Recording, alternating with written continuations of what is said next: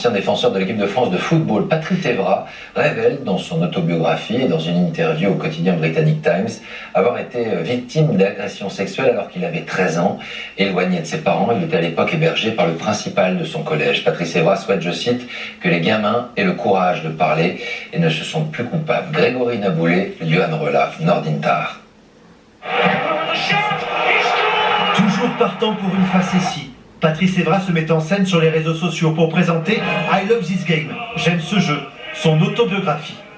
Mais entre deux sourires, l'ancien capitaine des Bleus évoque une page sombre de son histoire personnelle. Beaucoup de choses personnelles qui sont passées dans ma vie et j'en ai jamais parlé, même pas à mes parents. Donc ça va être aussi une grande surprise pour eux, pas très bonne, parce que il n'y a pas que des belles choses dans mon livre. Patrice Evra, 40 ans, révèle avoir été victime d'agressions sexuelles lorsqu'il avait 13 ans.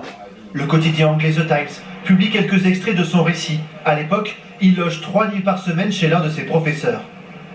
Croyant que je dormais, il passait ses mains sous ma couette et essayait de me toucher. Il essayait à tout prix de m'enlever mon pantalon. La dernière nuit chez lui, quand il savait que j'allais rentrer chez moi, il a fini par réussir. Il a mis mon pénis dans sa bouche. Patrice Evra réussit à convaincre sa maman de le retirer de chez ce professeur, sans jamais lui expliquer pourquoi. Se sentant honteux, il lui avoue les faits il y a 15 jours. C'était un choc pour elle, beaucoup de colère. Elle m'a dit qu'elle était désolée de ne pas mettre ça dans le livre, que c'était privé. Mais quand je lui ai répondu que je ne le faisais pas pour moi, mais pour les autres enfants, elle a compris. Aujourd'hui, l'Angleterre, le pays où il a brillé, salue la force de ce témoignage. C'est très important que quelqu'un de célèbre comme lui, avec une personnalité aussi extravagante, montre qu'on peut parler de ces sujets si sérieux.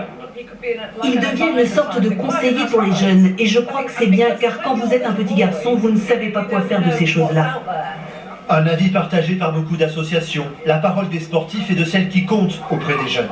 Ces personnes qui ont de la notoriété, elles vont inciter les victimes à se sentir moins seules et à en parler plus facilement, à trouver aussi du courage, en transposant, en figurant par rapport à ces personnes-là qui ont beaucoup de notoriété. Donc c'est vraiment, encore une fois, un élément, une plus-value, on va dire, dans ce combat et dans l'encouragement des victimes à parler. L'autobiographie de Patrice Evra paraîtra à la fin du mois. La politique avec